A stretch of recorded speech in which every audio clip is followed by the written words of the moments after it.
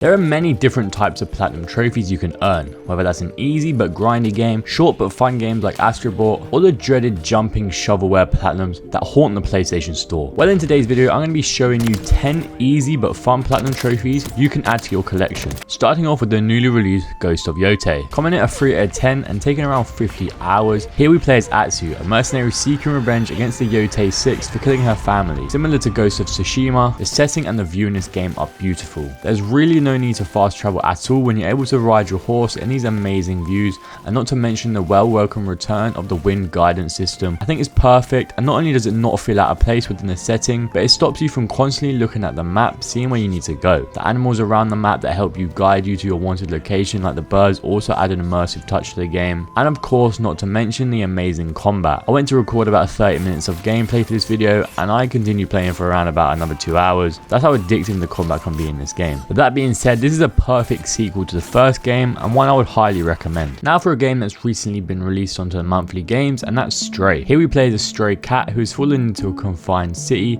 populated by robots, machines and mutant bacteria, with the goal of returning to the surface and open this secluded world to the real life. Coming in at a 2 out of 10 difficulty, it only takes 8 hours, and this is a game that can easily be done over a couple of days. In terms of trophy, there are only 2 to talk about. The first one is for completing the game in under 2 hours. This could sound daunting, but I got this done with around 45 minutes to spare, and following a guide really helps, and you'll get this pretty much 100%. And secondly is the trophy Can't Catch Me. Here you need to complete this Zerk pursuit without being caught once, and this can be tricky, but after a couple of tries you learn where you need to go and how not to get caught, and it's quite a fun challenge. Overall, this game is super fun, and again it's another one I would highly recommend playing. If you're looking for a fun and easy co-op game to play, Split Fiction could be that game. From the same creators of It Takes Two, another great co-op game, it comes in at a 2 out of 10 and only taking 14 hours. This is a great way to spend time playing games with friends or family. Here we play as writers Mio Hudson and Zoe Foster, who get invited to talk about their ideas, but ultimately it all goes wrong and they get trapped into the ideas that they have. Mio is sci-fi based and Zoe is fantasy based, and throughout the game you need to work together throughout alternating sci-fi and fantasy worlds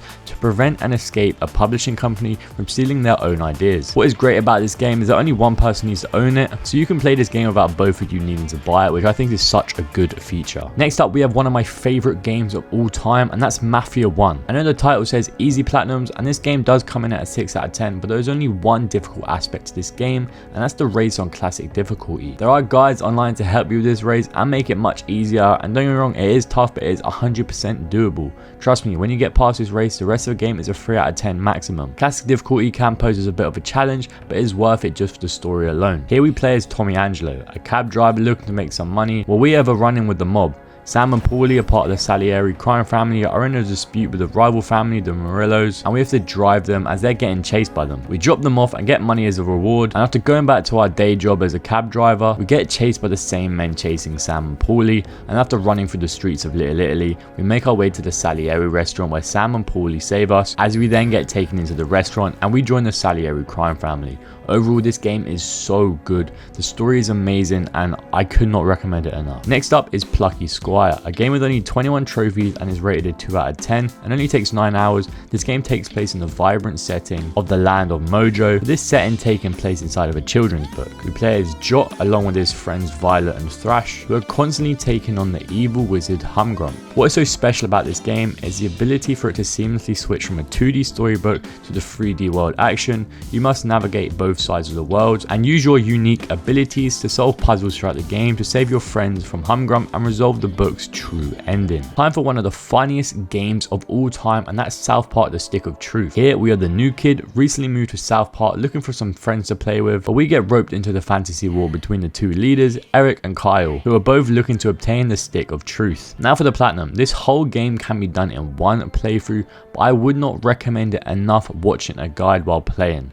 There are numerous missable trophies in this game, and with no chapter select, you have to replay the whole game even if you miss one collectible. This game is rated at a 4 out of 10 and can take 20 hours. As long as you follow the guide, then you should have no problem with this game. If you've seen South Park before, you know the humor, and this game is full of it, and it is such a blast to play. If you're looking for an indie game to platinum, then What Remains of Edith Finch is perfect. With only 12 trophies to collect and only takes 2 hours to platinum, you play as Edith Finch, the only surviving member of her family, where you explore the family home to document her family's history with the Finch family curse. The house itself have rooms dedicated to the deceased family members who have all passed away from early tragic deaths, with each room being a shrine to the corresponding family member. This story is bound to put you in your feels, but with only taking a couple of hours, I think it's a no-brainer to pick up and play. If a LEGO game is on your mind, then LEGO Marvel Superheroes is the one to play. One of the best LEGO games there is. It will take you 40 hours to platinum. Here you team up with fellow superheroes with the goal of stopping Loki and other supervillains from assembling a super weapon called the Doom Ray of Doom. In terms of the platinum trophy, it's a typical LEGO game. Complete the story and make sure you're collecting things along the way. Whether you're young or a fan of LEGO for a long time, this game is suited to everyone and is great fun to play. Staying on the superhero theme, next is Marvel Spider-Man 2. Swinging through New York is one of the funnest things to do in gaming,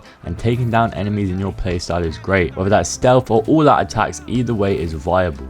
I'm sure we've all played Spider-Man games before and know what the trophy lists are like, and this one is no different. Complete the game, swing around, get collectibles, and the platinum trophy is yours. Is this the best Spider-Man game there is? No, I believe Spider-Man 1 still holds that crown, but this game is still great to play, and my personal favorite part of the game is when you play as Venom. That was amazing and so much fun, and I hope they make a standalone Venom game, because that would be insane. And the final game to talk about is House Flipper 2, rated at a 2 out of 10 and taking 20 hours. Here you take on contracts where you renovate people's houses. This game is perfect when you're looking for something chill to play and you're winding down for the night. While simulation games may not appeal to everyone, it's something I could definitely recommend picking up and giving it a go. It's such a chill experience. If you enjoyed this video, make sure you give it a like and subscribe while you're there as well. Would be much appreciated, and let me know what games you're playing down below. And if you want to see my latest video, click here.